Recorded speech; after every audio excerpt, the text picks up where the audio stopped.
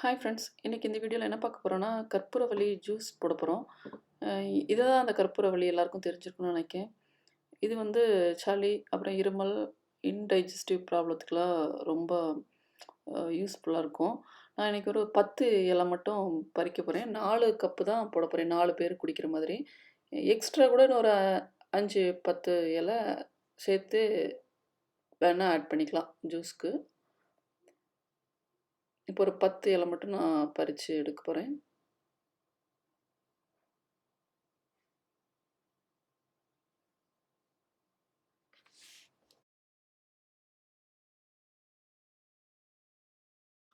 இந்த செடி பார்த்திங்கன்னா நல்லா ஈஸியாக வளரும். குளிர் வந்து அதிகமாக இருக்கிற டைமில் மட்டும் நம்ம கொஞ்சம் உள்ளே எடுத்து வச்சிடணும். ஏன்னா வின்டரில் மட்டும் கொஞ்சம் தாக்கு பிடிக்கிறது கஷ்டம். மற்றபடி ஒரு சின்ன குச்சி வச்சாலே நல்லா வளர்ந்து வந்துடும்.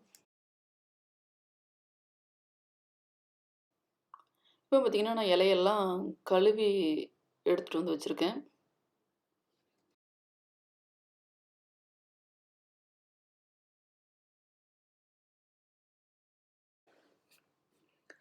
இதை வந்து இப்போது சின்ன சின்னதாக நல்லா கத்தியை வச்சு கட் பண்ணி எடுத்துக்கலாம்.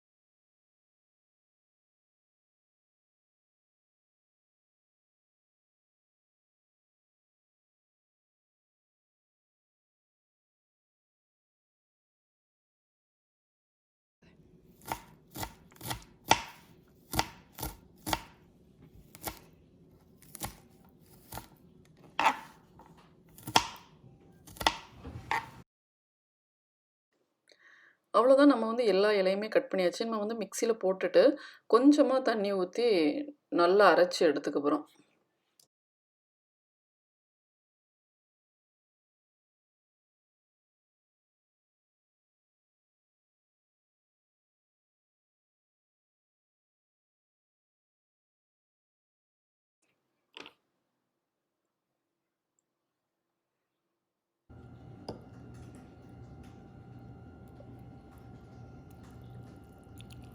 இந்த அளவு தண்ணி ஆட் பண்ணால் போதும்.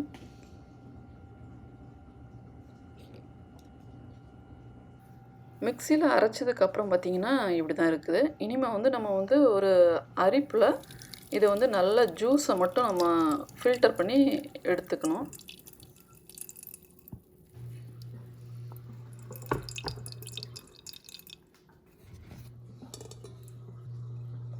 நல்லா ஃபில்டர் பண்ணதுக்கு அப்புறமா பார்த்திங்கன்னா ஜூஸ் வந்து அடியில் இருக்குது.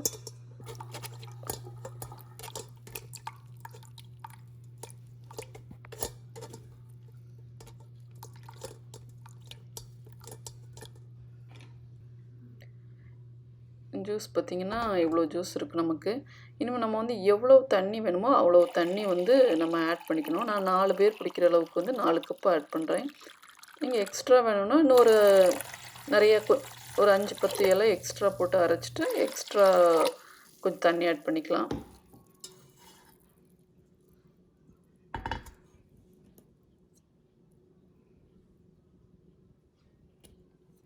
பார்த்திங்கன்னா ஜூஸ் ரெடி ஆயிடுச்சு.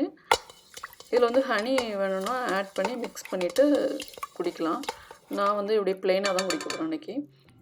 இது வந்து ஹெல்த் பெனிஃபிட்ஸ் வந்து எல்லாருக்குமே தெரியும்னு நினைக்கிறேன். ரொம்ப ரொம்ப நல்லது. ட்ரை பண்ணி பாருங்கள். Juice ready. Thanks for watching. Subscribe and click the bell button.